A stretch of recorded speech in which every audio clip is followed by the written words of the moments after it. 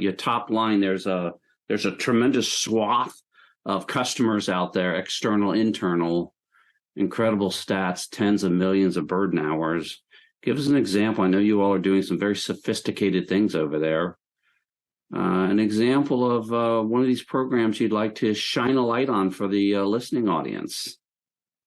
Well, one of the advantages of working in customer experience in headquarters is that while our job is around culture change and capacity building, I get to brag about the accomplishments of the agency. That's your role. So, do it well.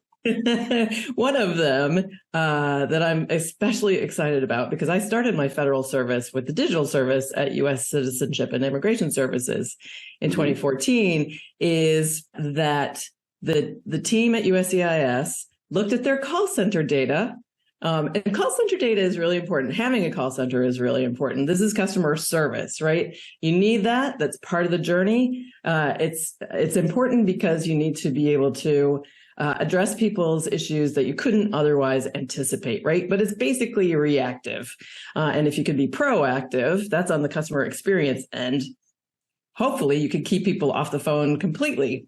So what USCIS did was look at their call center data, because yes, they were overwhelmed. There was tons of wait time on the phone. So they looked at the top 3 issues that people were calling about. And it turns out that they were pretty mundane, actually. Thing 1 was, can I change my appointment to get my biometrics taken? Because USCIS just sends you a notice of when your appointment is and where it is.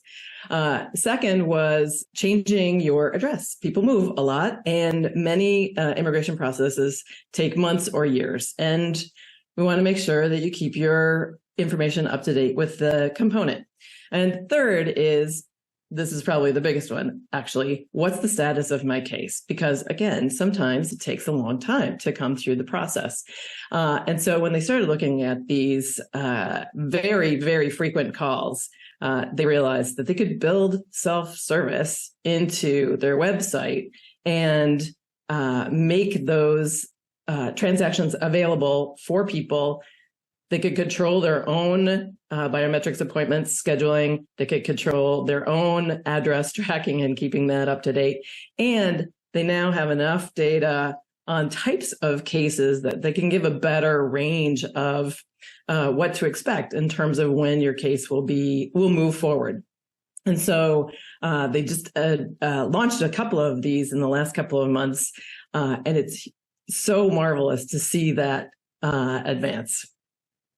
That's fantastic. Put a little bit of transparency into the customer's hands, a little bit of control, and, the experience goes up tremendously. So I appreciate that. It's a fantastic. It does. And then the people who are staffing the phones can address much more complex issues and much more challenging things that they're actually trained for doing.